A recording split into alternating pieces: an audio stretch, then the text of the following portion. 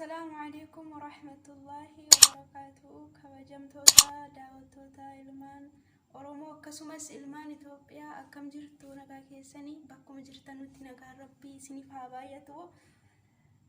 هرس ديبي دفي انجرا هرمو من كل ليسا إسمين هاسو دفي جتشورا كنو كنا بيكتو إمبيكتو هرمو فيديو أنا وجنلالتو ندمتي كينيا يو ومكاسي كيس جرالت فكاتا كان براني كايغا بيا ربارفني وانتنو براني ما تجراري كانوا ممالي وانا دادا ميديا رواني لالو يوتي مالي برمسا هادان كوني رفني وانتي براتا مقامة باقا مكيس جراتشورا ربيني نوفالا في سوي سنين جرا ورمو هارا وماتي نافتاتا بغنا غان افتني نورا جديرا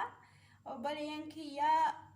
سبسكرايب ناغودا شير لايك كومنت ناغودا نججبيسا اسنين جدا ميغا يو سغالين كو سنيتي دغاماتي اكانيتي قلقليسو يو سنيتي مولاتي نايلالا اسنين جدا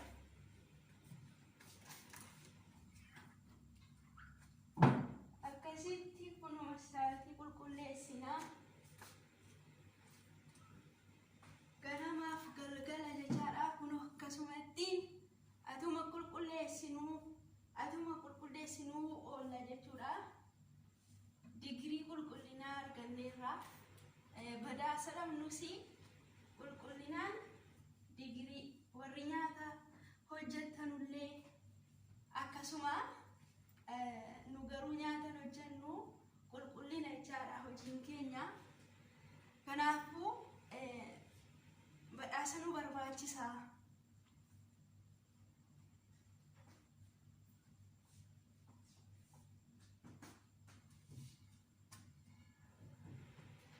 akkasii isiniin jedha obboleeyyan kiyyaa nama dalaguu kana keessaa illee nu baasee rabbiin nama ofiif mana kan koo jiruu kan koo jedhu rabbiin nu haa taasisu warrillee dalagaan isinitti ulfaate rabbiin isiniif haa laaffisu kan illee dhabdanii rakkataa jirtanuu isiniif haa kennuu isiniin jedha egaa akkasumatti mana qulqulleessinaa isiniin jedha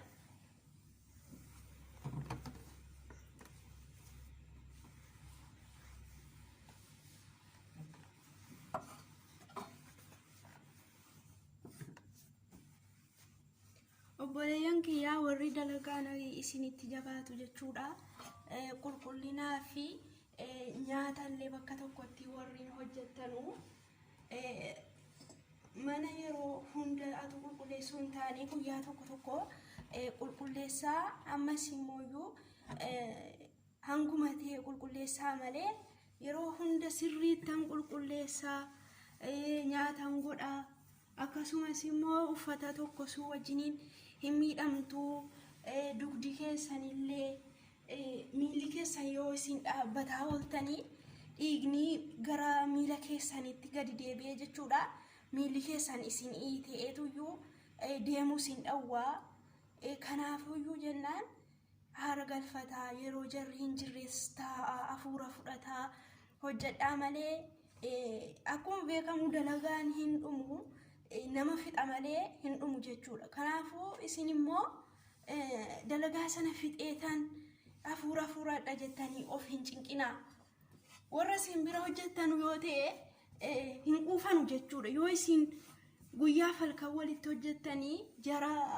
hin quufsu hin dadhabdanillee namaan hin jedhanu sanaafuu of gattanii dalagaa kana hin dalaginaa suutuma jedhaati keessuma jirtu yaani keessa hin deemtan jechuudha suutumaan hojjedha hundumayyuu qaqqabdanii nama hojjeteellee keessa deemaaru waan hin ta'iniifi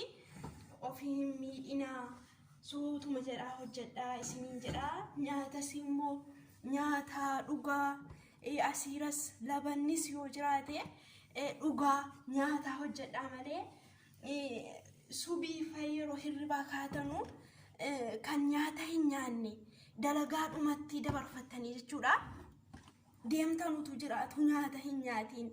nyaadhaa yeroo hirribaa kaatanu laazima qursii keessa nyaadhaati yookaan ciree keessa nyaadhaati dalagaa jalqabaa malee garaa duwwaa yoo hojjettanii hin miidhamtu jechuudha. Maaliif yoo jarri hirribaa ka'an yookaan yeroo isin kaatanu jarri hirribarra jiru waan ta'eedhaaf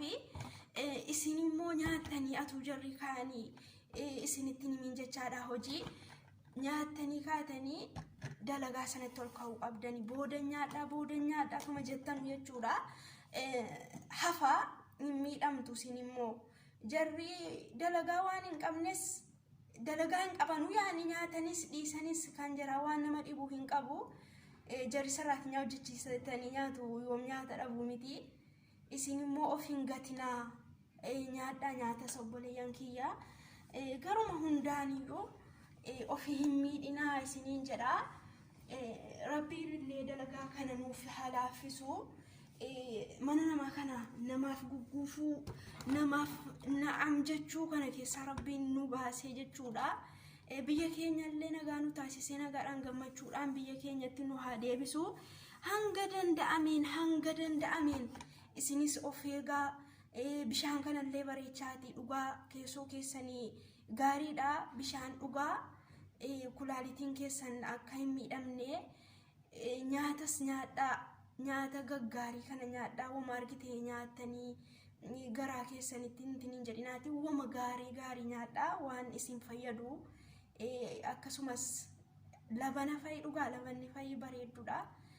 Akkasii isinii jedha jara qofaa hojjetanii jara qofaa ergamootu hin taane ofii keessaniifis gizee kennaa ofii keessaniis afuura fudhadhaa nyaadhaa taati dhugaa taati nyaadhaa fiffiigaa mana keessa olii gadi jejjedhaa jechuudha. Hin nyaatinaa hin dhuginaa maaliif lapheen raayyuu gadi namaan bu'u obboleeyyan kiyyaa nyaadhaati akkuma namaatti seeraan gadi ta'a nyaadhaati achi kaatii dalagaa keessan jalqabaa isiniin jedha. Isinitti illee baay'isu harragaa kun manuma qulqulleessaan hedduudhaan dhaabadhe isinitti haasaa jira. Amma sardee bu'uudhaan obboleeyyan kiyyaa chaayinaala kiyyaallee sabiskiraayib sheer laayik koomentii illee naa barreessaa baay'ee isin jaalladha isin kabaja bakkuma jirtanutti nagaa Rabbi keessa jiraadhaa isiniin jedha nagaatti.